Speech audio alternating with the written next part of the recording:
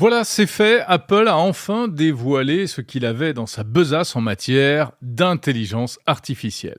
C'était sans doute l'une des keynotes les plus attendues qui a eu lieu le 10 juin 2024. Les plus attendues parce que Apple avait pris du retard ces derniers temps et on se demandait ce qu'il était en train de fabriquer.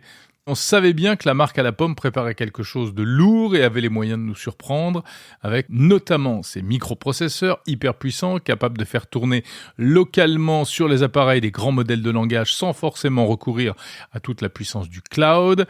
Et bien voilà, c'est chose faite, les annonces du 10 juin 2024 lèvent le voile sur une liste interminable de nouvelles fonctions qui devraient faire leur apparition sur les différents appareils de la marque, iPhone, iPad, MacBook, et sans doute faire le bonheur des utilisateurs de ces joujoux. L'IA d'Apple, pour commencer, ne s'appelle pas intelligence artificielle, ou plutôt artificial intelligence en anglais. Et non, bien sûr, ça aurait été un peu trop vulgaire de la part d'Apple. Elle s'appellera donc Apple Intelligence. Les initiales sont les mêmes, ça fait AI dans les deux cas, mais ça permet de marquer sa différence comme il se doit. Cette Apple Intelligence aura donc une particularité qui a été martelée par Tim Cook et Craig Federighi, les dirigeants de l'entreprise. Elle respectera votre vie privée. C'est le credo d'Apple depuis longtemps et ainsi, si des données doivent être transférées dans le cloud, comme c'est le cas avec la plupart des outils d'IA, eh bien, elles iront à expliquer Tim Cook dans un cloud privé d'Apple et personne ne pourra y accéder. Une pierre dans le jardin de ses concurrents et une promesse que des spécialistes en cybersécurité s'empresseront sans doute d'aller vérifier prochainement. Alors cette IA, à quoi va-t-elle servir ?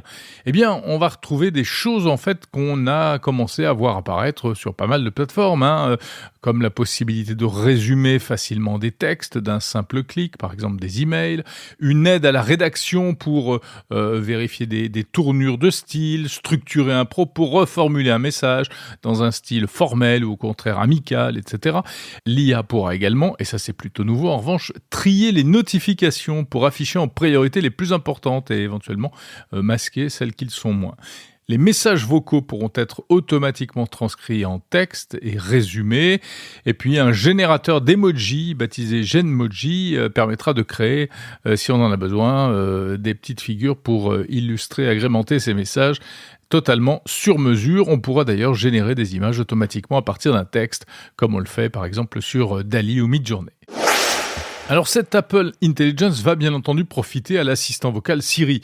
Siri qui a pris un sacré coup de vieux, il était pionnier mais là maintenant il devient un peu gaga, il était urgent de le revigorer sérieusement. Ce sera chose faite, grâce à l'IA, Siri devrait répondre plus rapidement, on pourra interagir avec lui à la voix mais aussi par écrit et passer facilement d'un mode à l'autre. Siri sera même capable de comprendre ce qu'on veut lui dire si on se trompe de phrase ou si l'on ne finit pas sa phrase. Il sera même capable d'effectuer des actions dans les applications. Par exemple, on pourra lui demander « Envoie les photos du barbecue de samedi dernier à Caroline » sans aller faire toutes les démarches et toutes les manipulations manuellement. On pourra également lui demander des tâches complexes comme par exemple « Quand est-ce que ma mère atterrit ?» et il ira fouiller dans l'agenda ou dans les emails pour trouver la réponse à votre question.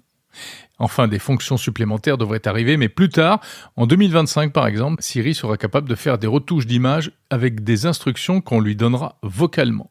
Tout cela paraît alléchant, la liste des nouvelles fonctions n'est pas exhaustive, et la grande force d'Apple, ce sera d'offrir des fonctions intégrées au système, et ainsi de tirer pleinement parti du contexte dans lequel on fera appel à ces fonctionnalités. Cela dit, on a déjà vu un peu ça, par exemple sur le dernier smartphone Galaxy S24 de Samsung boosté à l'IA. En ce qui concerne Apple, malgré toutes ces belles promesses, il y a quand même quelques mauvaises nouvelles. D'abord, ces raffinements technologiques liés à l'IA ne seront disponibles que sur les derniers modèles des appareils, les plus puissants, c'est-à-dire uniquement le dernier iPad, le Mac M1 et l'iPhone 15 Pro. Et ensuite, Apple Intelligence ne sera disponible qu'en anglais à son lancement, qui interviendra dans plusieurs mois. Derrière Apple Intelligence, il y a des modèles d'IA donc développés par Apple, mais il y a aussi du bon vieux ChatGPT. Et oui, comme on s'y attendait, Apple a donc signé un partenariat avec OpenAI pour l'utilisation du célèbre modèle d'IA, ce qui explique la présence à l'Apple Park lors de la keynote de Sam Altman, le CEO d'OpenAI, que l'on a vu se pavanant dans les allées, multipliant les selfies avec les développeurs, les journalistes et les influenceurs. Alors ChatGPT viendra au secours de Siri pour certaines tâches, comme par exemple analyser une photo. Le recours à ChatGPT sera gratuit, a annoncé Apple. Mais si on est abonné au service premium, de ChatGPT, on pourra, en indiquant ses identifiants, bénéficier de fonctionnalités supplémentaires. C'est a priori la nouvelle version ultra rapide, multimodale, GPT-4o, qui devrait arriver sur les appareils d'Apple, mais plus tard, pas tout de suite, dans le courant de l'année, a précisé Apple. Et c'est également d'ailleurs ce qu'a indiqué Sam Altman sur X. Voilà donc pour l'intelligence artificielle un très gros morceau, mais qui arrivera, on le voit, par petits bouts. Ça commencera à la fin de l'été prochain, en version bêta pour les développeurs, et puis à la rentrée pour monsieur, madame, tout le monde, dans iOS 18, iPadOS 18 et macOS Sequoia, c'est le nom de la nouvelle version du système d'exploitation pour ordinateur MacBook d'Apple. Alors avec tout cela, Apple devrait prendre sa place dans le cercle fermé des grands fournisseurs de services d'IA pour le grand public. On peut dire qu'il était temps. Ce n'est pas tout, il y avait aussi d'autres annonces, des annonces qui sont un peu passées au second plan alors qu'elles ont pourtant occupé la majeure partie du temps de présentation. La plus importante, c'est l'annonce de l'arrivée du casque de réalité mixte Vision Pro qui sortira en France à partir du 12 juillet, également en Allemagne, pour la modique somme de 3 999 €.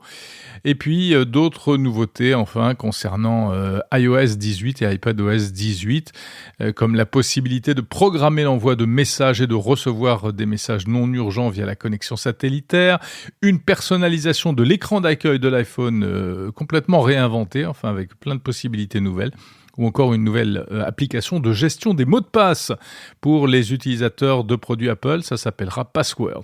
Voilà pour les principales annonces de cette keynote du 10 juin 2024. On reviendra sur tout cela prochainement dans Monde Numérique.